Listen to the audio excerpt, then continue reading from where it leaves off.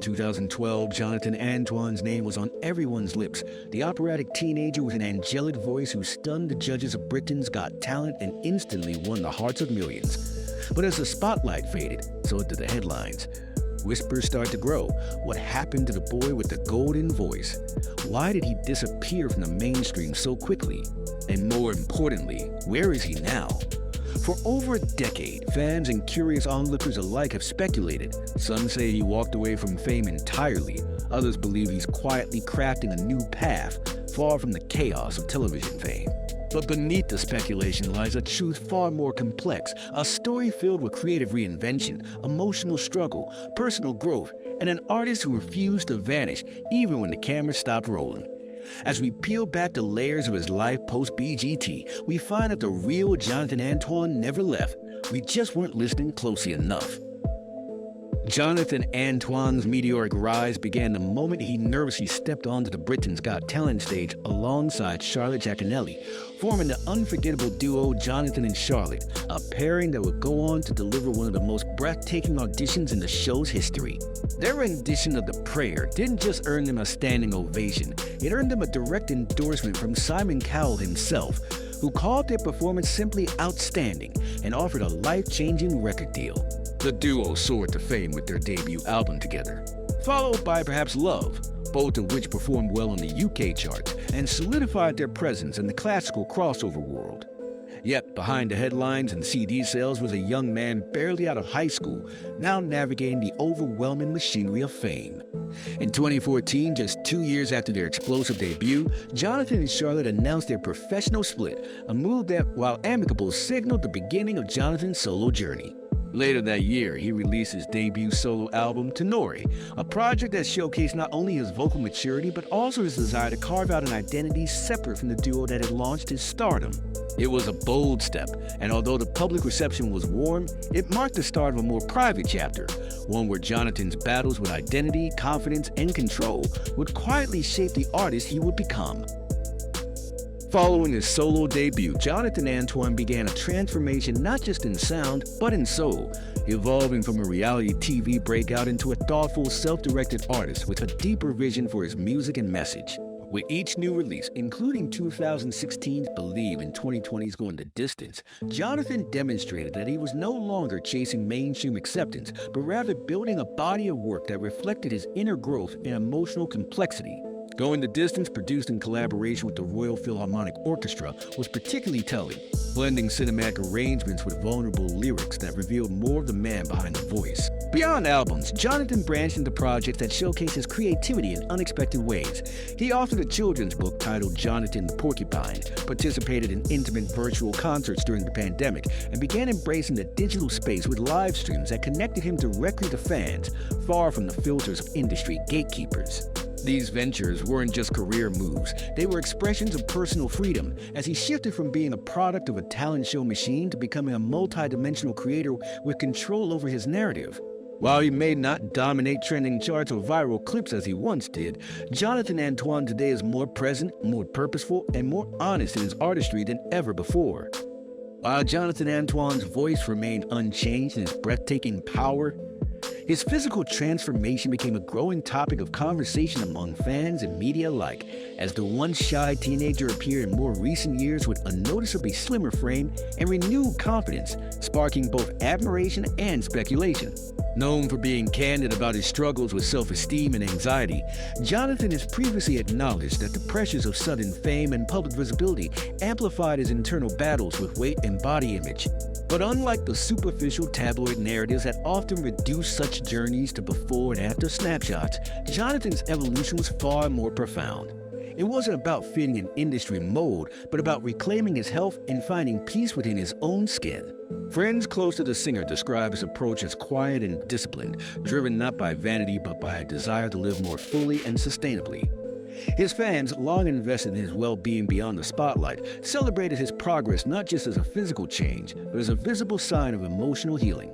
As Jonathan continues to appear in concerts, live streams, and interviews, his presence exudes a maturity and serenity that speaks volumes, a testament to the personal growth happening behind the scenes, far beyond the camera's gaze. In a world obsessed with transformation and spectacle, Jonathan's journey stands as something far rarer, a transformation rooted in self-respect, not applause. Despite his years in the public eye, Jonathan Antoine has remained remarkably private about his personal life, a rarity in an age where fame often demands full transparency and curiosity about offstage realities can overshadow artistic accomplishments. This silence has only fueled speculation. Is he married? Where does he live now? What does a day in his life look like away from the microphone?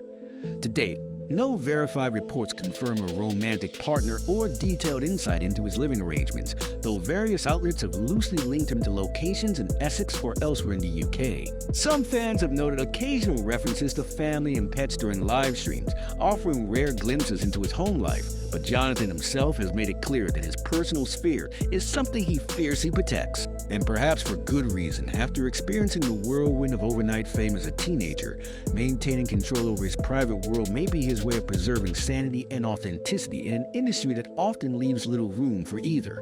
While gossip blogs and fan forums continue to theorize about his relationship status and whereabouts, the truth is that Jonathan Antoine's refusal to feed the rumor mill is a statement in itself that not all artists need to be open books to be deeply understood. In a landscape addicted to spectacle, his quiet dignity might just be the most radical thing of all. Over the years, the media's portrayal of Jonathan Antoine has oscillated between awe, neglect, and speculation, a trajectory familiar to many young talents who peak publicly before disappearing into private reinvention. In the early days of Britain's Got Talent, the press hailed him as the next Pavarotti, with headlines praising his unexpected power and emotional depth, often juxtaposing his shy demeanor with his operatic strength. But as he stepped back from the relentless pace of mainstream attention, coverage became sparse, and what little remained often focused more on his appearance and his artistry. More troubling were the misleading clickbait articles that began circulating online, exaggerated claims that he had disappeared, suffered a breakdown, or been involved in some tragic downfall.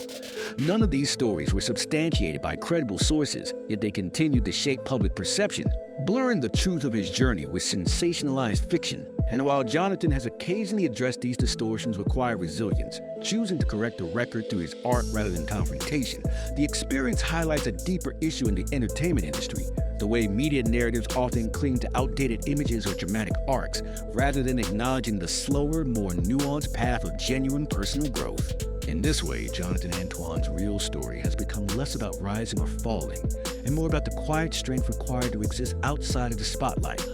As Jonathan Antoine steps into a new chapter of his career, the question is no longer whether he can reclaim the spotlight, but whether he even needs it, because for the first time in years it seems he's singing not for fame, but for freedom. While he hasn't returned to the kind of mainstream media blitz that once surrounded his early rise, recent years have shown a steady reemergence. New music projects, online performances, creative collaborations, and even a venture into children's literature suggest that Antoine is carving a space uniquely his own. He's also spoken publicly about his desire to explore music that speaks to his own experience, hinting at future work that may diverge from the classical crossover genre that first defined him.